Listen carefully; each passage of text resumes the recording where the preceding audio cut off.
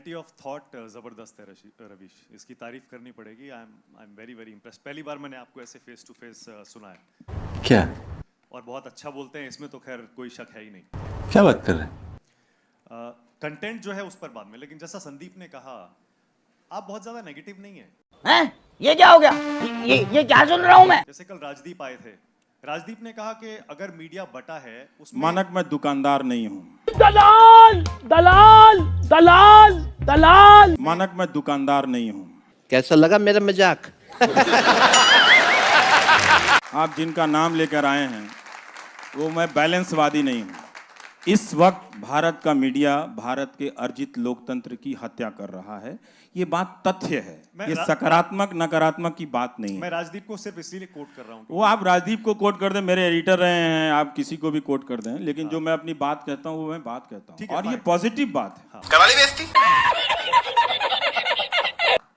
Murder को आप murder नहीं कहेंगे तो क्या कहेंगे? नहीं वो ठीक है, मैं सवाल पे आ रहा हूँ। सवाल मेरा ये था, जैसे राजदीप को और बहुत सारे लोगों को भी ऐसा लगता है कि मीडिया के बंटने के लिए दोनों पक्ष जिम्मेदार हैं।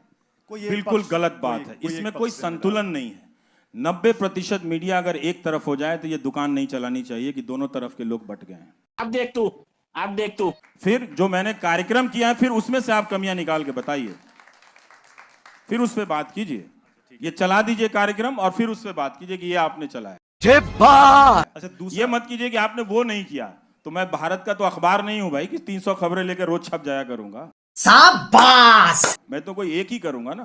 तो जो एक किया, क्या उसमें संतुलन था नहीं था, उस पर बात कीजिए, फिर ठीक है। बाप को भेज, तेरे बस की बात नहीं। ठीक है, ओके। तो आपकी बातों से ऐसा लगता है कि आप कहते हैं कि सिर्फ मुझे देखिए, एक मैं ही हूं ठीक कर रहा हूं, बाकी ये शब्द आपने कहीं भी कभी भी इस शब्द का इस्तेमाल मैंने नहीं कहा है, ना मैंने अपने बारे में। आपने कहा ना टीवी देखना बंद कर दो, पर मैंने आप शो कभी करते नहीं हैं। कहा बंद कर दो, लेकिन मुझे देखो। तुम्हें शर्म है? कुछ शर्म आया है? नहीं। अच्छा, मैंने कभी नहीं कहा। भारत की जनता को, ये आप लिख लें, क्योंकि हम सब की नौकरियां हैं ना, हम उसी को डिफेंड कर रहे हैं ना, वो हम करते रहे हैं, ठीक है। भारत की जनता को अब इस देश को बेहतर करना होगा तो सबसे पहले उसे इस देश की मीडिया से लड़ना पड़ेगा।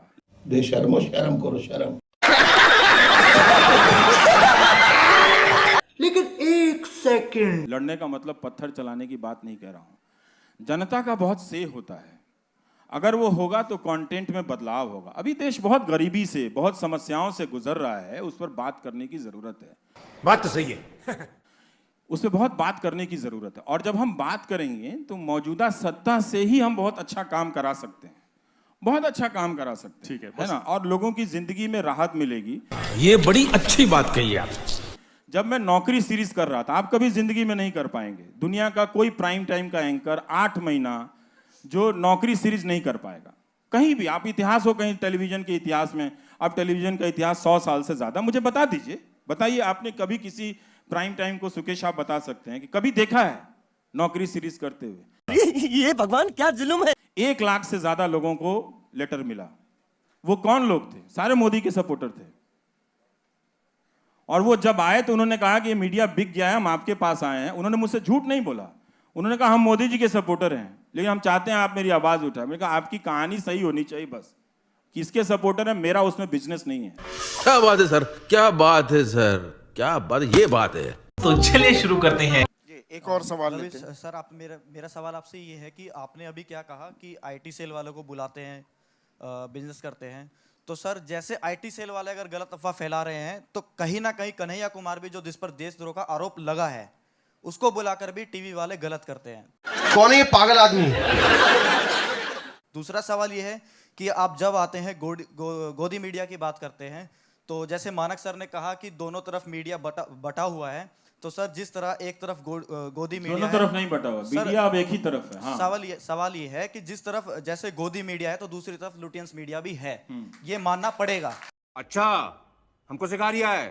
ये जो आपने इस्तेमाल किया है वो ठीक इस्तेमाल नहीं किया है। जो गोदी मीडिया है वही लुटियंस मीडिया है, समझे? ये वही बात। 1 मिनट।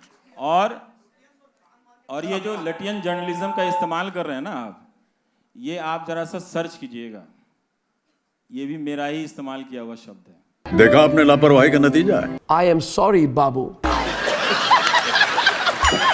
और मेरे दोस्तों से पूछ लीजिए कि पार्लियामेंट में खड़ा होकर मैं बोलता था कि ये लाल पत्थर पत्रकारिता है, यहां से निकल के वहां से लेके बाइट ले लो, इजी जर्नलिज्म है, लेजी जर्नलिज्म है। तो इसलिए आपने कन्हैया कुमार का उदाहरण दिया, 2 साल हो गए हैं, उस वीडियो का भी कुछ पता नहीं है। आपकी औकात बता रहा हूँ सर, बुरा नहीं मानना सर। ठीक है, अब मुकदमा आ रहा है तो आप आरोप पे कह रहे हैं कि उसको कर देने के लिए, ठीक है। तो वो बुलाया गया था, आप टीवी वालों से पूछिए क्यों बुलाया गया था। उसलिए बुलाया गया था उसका पक्ष जानने के लिए, ठीक है, उसका पक्ष जानने के लिए। अच्छा,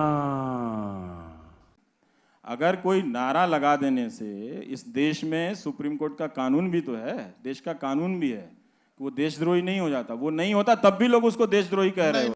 कैसे कैसे लोग रहते हैं यार यहाँ पर। नहीं, यहाँ पर भी रमेश एक और दिक्कत हो गई है। ये देशद्रोह, राजद्रोह और देशद्रोह में फर्क ही मिट गया है। आप सरकार के खिलाफ आवाज उठाएं, राजद्रोह कर रहे हैं, आप देशद्रोह नहीं कर रहे हैं, पर ये अंतर मिट चुका है आज की तारीख में। समझ रहे हो? समझ रहे हो आप?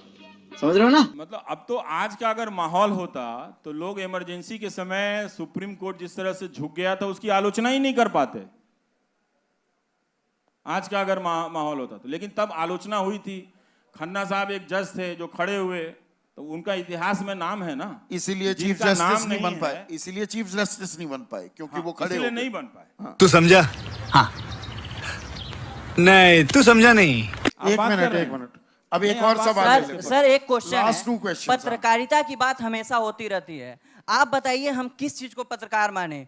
एक पक्ष दिन भर मोदी की तारीफ दिखाता है और रात में वही प्राइम टाइम में एक तरफ बुराई दिखाई जाती है। तो पत्रकारिता का असली मतलब आज आप बता के जाइए।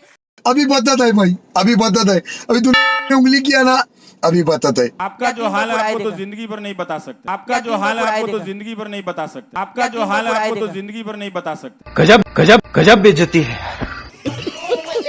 नहीं सर, हमें पता है ना, पत्रकारिता का मतलब हम भी पढ़े हैं सर। ऐसा है दोस्त, दोनों तरफ का दिखाना चाहिए। वो किस तरह का प्रोग्राम है। अब ऐसा है कि आप ये भी जानते हैं कि मेरा एक बहिष्कार है, ठीक है ना? नहीं, मेरा बहिष्कार है, नहीं, उससे कोई फर्क नहीं। तो मैं लोकप्रियता के दबाव में अपनी बात थोड़े, ऐसा थोड़ी है कि मैं छोड़ दूंगा, क्या नहीं। कमाल है। यही चीज तो हमें समझना है कि एक दिन हमको अपने फैन के खिलाफ भी बात करना पड़ेगा। क्या सोच है रे तेरी, मानना पड़ेगा। एक और सवाल ले लेते, लास्ट उदाहरण नहीं दिया, वो आप इधर बैलेंस वाला करने लगे। वही मैं जो मानक से कह रहा था, मैं दुकान नहीं चलाता हूँ, मैं अपना करता हूँ। तो अगर आपको मुझसे सवाल पूछना है तो मेरे शो पे रिसर्च कीजिए। क्या मेरा शो आलोचनाओं से परे है? बिल्कुल ही नहीं है, बिल्कुल नहीं है। अब एक और सवाल क्या हो सकता है? आप बताइए कि 10 लाख लड़के जो अलग अलग परीक्षाओं में फंसे हुए हैं और उनको नौकरी नहीं मिले, उस पर मैं 6 महीना करता हूं, तो एक तरफा कैसे है दोस्त? यही नहीं, अभी और सुनिए। आखिरी सवाल रवीश, आपके गांव कस्बे जहां से आप आए हैं, यूनिवर्सिटियां बर्बाद हो गई हैं। अगर मैं 30 दिन उस पर करता हूं तो उसमें क्या एक तरफा है? किस चीज का एक तरफा है? हमको नहीं पता, हमको कुछ नहीं पता। सर एक क्वेश्चन है सर, आपने पार्टीशन की बात की। जब भारत बना आज़ादी के बाद, ऐसा भारत, हमारा विजन बहुत ब्रॉड था। हम गुटनिरपेक्षता की बात करते थे, लेने से ज़्यादा दुगना देने की बात करते थे, पंचशील। लेकिन उसके बाद हमने इमरजेंसी भी देखी, कई सारे ऐसे फेजेस भी देखे, ग्लोबलाइजेशन भी हुआ, और आज की हालत हम सब जानते हैं कि एक ऐसा नागरिक भी हम सब विश करते एक कम्युनिटी को देश से बाहर निकालने का। तो सर ऐसा क्या हो गया कि हमारे देश का नेचर ही चेंज हो गया है? हमारा वो ब्रॉड विजन क्यों खो गया है? इतना नैरो विजन क्यों हो गया है सर? हम बस बहुत हो गया, आज तो इस बात का फैसला कल ही डालते हैं। देखिए, इसके कुछ हिस्से का जवाब टेक्नोलॉजी तंत्र से दिया जा सकता है, एक नया तंत्र जो खड़ा हुआ उससे भी दिया जा सकता है। लेकिन हम लोग ये समझते हैं कि 15 अगस्त 1947 को भारत जिस रूप में आज़ाद हुआ, जिन सपनों के साथ आज़ाद हुआ, वो उसी दिन पूरे हो गए। ऐसा नहीं था। डेमोक्रेसी जो है वो कभी भी एक पैकेज प्रोडक्ट नहीं है। वो आज आपने सबने मिलके जिस रूप में बनाया, हो सकता है कल वो खत्म हो जाए, तो आपको रोज इसको गढ़ना पड़ता है। कोई बात नहीं, हम तो चूतिए हैं।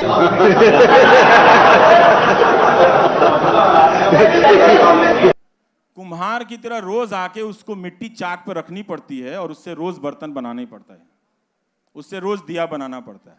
तो एक दिन नहीं है। इसलिए है कि हम कभी कभी भटक जाते हैं, भटका दिए जाते हैं, और कई बार हम अपनी जिम्मेदारियों को बहुत लापरवाही से लेते हैं। लापरवाही से कि जनता को देखिए, मतदाता और नागरिक में बहुत फर्क है। आप मतदाता, आप मतदान कर दीजिए आप, लेकिन जैसे ही आप मतदान केंद्र से लौटते हैं आप मतदाता नहीं रह जाते हैं। लेकिन अब उस टेक्नोलॉजी के तंत्र से आपको हमारे जरिए भी एक पॉलिटिकल फोर्स में बदला जा रहा है, दुगनी तिगनी शक्तियों के जरिए। इसलिए आप किसी जर्नलिस्ट को घेर के मारने लगते हैं। अरे देवा, ये गड़बड़ है बाबा। और ये अब तो हर तरफ से हो रहा है। इसीलिए मैं कह रहा था कि जो सोशल ऑर्डर कोलैप्स किया है, इसमें अब आपको पत्रकार के रूप में परफॉर्म करना बहुत मुश्किल होगा। पहले के दौर में हम जाते थे तो चाहे वो किसकी स्टोरी के खिलाफ लिख रहे हो या नहीं लिख रहे हो, उस आदमी को उससे मतलब नहीं था। मतलब ये था कि हमारे दरवाजे पे पत्रकार आया है तो पानी पिलाता था। तो लेकिन अब जब लोगों को पॉलिटिकल फोर्स में बदल दिया गया है, पॉलिटिकल पार्टी के लोग, उससे एफिलिएशन रखने वाले लोग, प्रधानमंत्री की डीपी लगाकर लाने वाले लोग गालियां दे रहे हैं। वाह क्या सीन है, वाह क्या सीन है। तो एक मंजूरी दी जा रही है। तो इस तरह के हुलिगनिज्म को कभी भी मान्यता नहीं मिली थी। राजनीतिक दल में ऐसे तत्व थे, जैसे शहाबुद्दीन का उदाहरण है, यूपी में भी बहुत तरह के इस तरह के डॉन हुए, इस तरह के बाहुबली होते थे। ये एक नए तरह के बाहुबली सिस्टम है जो आपके डेमोक्रेटिक इंस्टिंक्ट को, क्योंकि संभव है ना कि आपको नौकरियां नहीं मिली तो एक दिन आप सड़क पे खड़े हो जाएंगे, तो वो दिन ना आए, इसलिए इसकी तैयारी की जा रही है। अगर हम करें तो करें क्या, बोले तो बोले क्या। वाह मोदी जी वाह वाह। छलना चूतिए। अबे साले।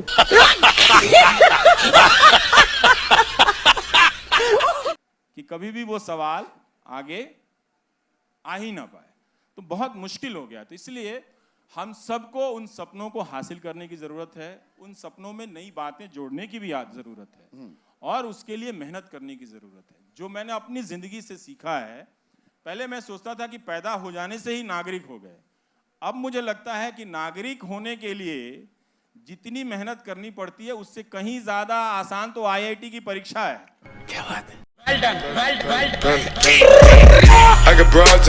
तो साथियों, फाइनली अपनी इस वीडियो का हो चुका है द एंड। उम्मीद है कि आपको हमारी ये वीडियो अच्छी लगी होगी। अगर वीडियो अच्छी लगी हो तो वीडियो को लाइक करके, हमारे चैनल को सब्सक्राइब करके, बगल में बने घंटी वाले आइकन को दबाकर ऑल को सिलेक्ट कर लें, ताकि आगे आने वाली ढेर रोमांचक व मजेदार वीडियोज की नोटिफिकेशंस आपको मिलती रहे। तो वीडियो को क्लोज करने से पहले साथियों, आप सभी लोगों से गुजारिश है कि यदि आप लोग हमारे चैनल पर नए हैं तो चैनल को सब्सक्राइब कर लेना, और हाँ, वीडियो को लाइक करना तो बिल्कुल भी मत भूलना, क्योंकि आप लोग वीडियो तो देख लेते हैं पर वीडियो को लाइक और चैनल को सब्सक्राइब करना भूल जाते हैं। तो जल्दी से जल्दी लाइक और सब्सक्राइब भी कर लो यारो, क्या जाता है आपका, इससे पैसे थोड़ी ना पड़ते हैं।